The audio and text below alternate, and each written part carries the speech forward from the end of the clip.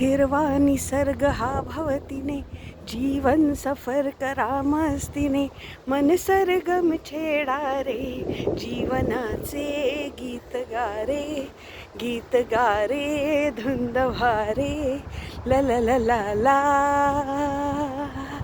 नवे पंख पसरा, उंच उंच लहरा, नवे पंख पसरा, उंच उंच लहरा, भिर भिरणारे गीत गारे, गीत गारे धुंद भारे, ला ला ला ला ला. सर्वांना सुप्रभात. खूप छान. मी ऑस्ट्रेलियात आहे आणि आज एक इथे सकाळचं जस्ट मी वॉकिंगला आली आहे. खूप छान आज सूर्यप्रकाश आहे स्वच्छ.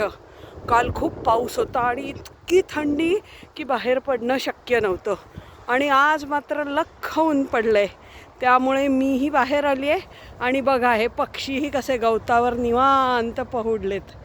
छान छान. इतके ही भर शहरात असलेली नदी आहे पण नदीकाठी बघा किती छान आहे.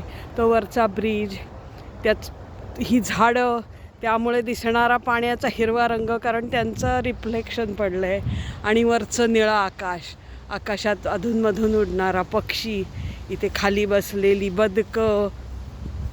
इतकं छान वातावरण आहे आणि आपण खरंच इथे येतो ना दुसऱ्या देशात तर आपल्याला खूप असं वेगळंच वाटतं कारण इतकी शांतता, इतका निवांतपणा आपल्याला बघायलाच मिळत नाही.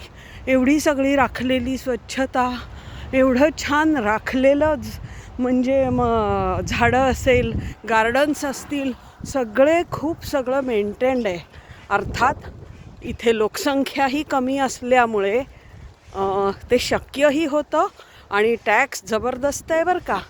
आपल्या भारतासारखं 2 नंबरचा पैसा मला नाही वाटत कुठे आहे कारण सगळेच व्यवहार ऑनलाईन आणि कार्ड स्वाईप करून म्हणजे सगळेच व्यवहार रेकॉर्डवर येतात आणि टॅक्स जबरदस्त आहे कारण एवढ्या फॅसिलिटीज द्यायच्या तर तो लोकांच्या पैशानीच शक्य आहे. सरकारचा कमाईचा मार्ग टॅक्सेस हाच असतो मेनली, त्यामुळे इन्कम टॅक्स जबरदस्त आहे. ओल्ड एज होम्स आहेत, लहान मुलांना फ्री शिक्षण आहे, सगळ्या फॅसिलिटीज इथे आहेत.